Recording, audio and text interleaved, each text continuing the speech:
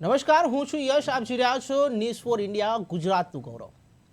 ભાજપના નેતાઓ દ્વારા ચાલતા સૌથી મોટા કૌભાંડનો પર્દાફાશ કરવા કચ્છ જિલ્લામાં પંચાયતના પૂર્વ વિપક્ષ નેતા વીકે હુંબલ, ગુજરાતના પ્રદેશ કોંગ્રેસ સમિતિના મીડિયા કન્વીનર અને પ્રવક્તા મનીષ દોશી, પ્રદેશ પ્રવક્તા હિરેન બેંકર પત્રકાર સંબોધન કરતા જણાવ્યું હતું કે કચ્છમાં ભૂકંપ સમયે સેવા કરવાના નામે આવેલી સંસ્થાએ દુધઈ ગામની કરોડો રૂપિયાની સરકારી જમીન પર કબજો કર્યો છે.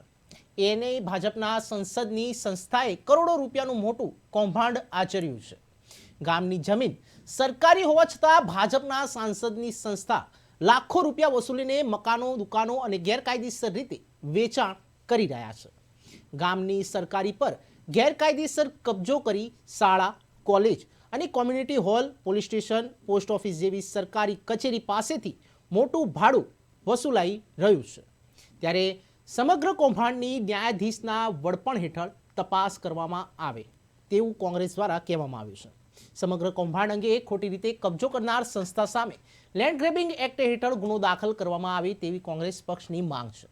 ત્યારે સામાન્ય માણસનું ઝૂંપડું તોડવામાં બહાદુરી બતાવનાર વહીવટી તંત્ર ભાજપના સાંસદની સમયે કેમ ઘૂંટણીય છે તેવું કોંગ્રેસ દ્વારા કહેવામાં આવ્યું છે. દુઃખ એટલા માટે એક તરફ સૌથી મોટો ભ્રષ્ટાચાર, સેવાના નામે આવેલી સંસ્થા, ભાજપાના સાંસદ જે હાલ દિલ્હીનું પ્રતિનિધિત્વ કરે છે, તેમના પિતાશ્રીએ જે તે સમયે આ સંસ્થાના નામે સમગ્ર દેશમાંથી વિવિધ સંસ્થાઓ કચ્છને બેઠું કરવા માટે સેવા ભાવનાથી સમગ્ર દેશમાંથી આવેલા કોંગ્રેસ શાસિત રાજ્યોએ પણ અનેક ગામો દત્તક લીધા હતા.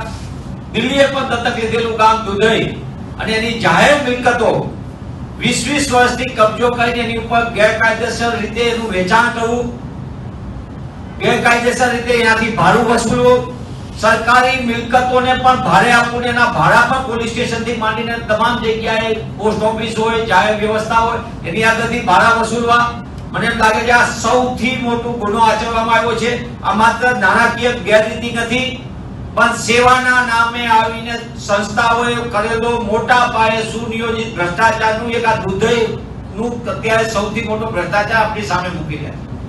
અમારા નેતા કચ્છના હુંબલ સાહેબ લાંબા સમયથી કચ્છ કોંગ્રેસ અને હુંબલ સાહેબ લડી રહ્યા છીએ અને એ મુદ્દાને વિસ્તૃતપણે અમે કલેક્ટરશ્રીને, જિલ્લા વિકાસ અધિકારીને તારીખવાર સાથે તમામ વિગતો સાથે અમે રજૂ કરી, પણ તંત્ર દબાયેલું છે.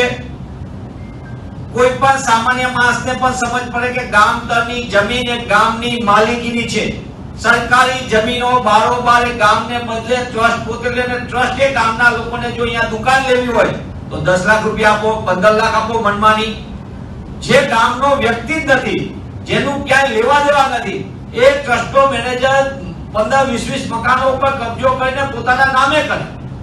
પંચાયતને અત્યારે કર નથી મળતો, પંચાયતની વ્યવસ્થા નથી ચાલતી અને સાથે સાથે દુધઈ ગામ એ એટલા માટે ભ્રષ્ટાચારનું સેન્ટર પોઈન્ટ કરીને અત્યારે કહી રહ્યો છું.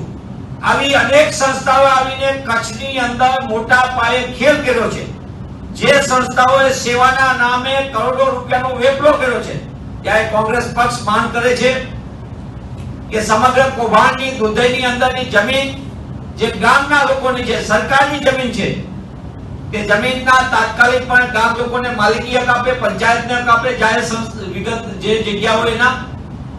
સાથોસાથ ગેરકાયદેસર રીતે સરકારી જમીન ઉપરથી નાણાં વસૂલનાર ટ્રસ્ટના જે સંચાલકો છે, જે ભાજપાના સાંસદ પણ છે અત્યારે દિલ્હીથી, તેમની સામે અને ટ્રસ્ટના સંચાલકો સામે લેન્ડ ગ્રેબિંગ એક્ટ નીચે કાયદેસર ગુનો નોંધવામાં આવે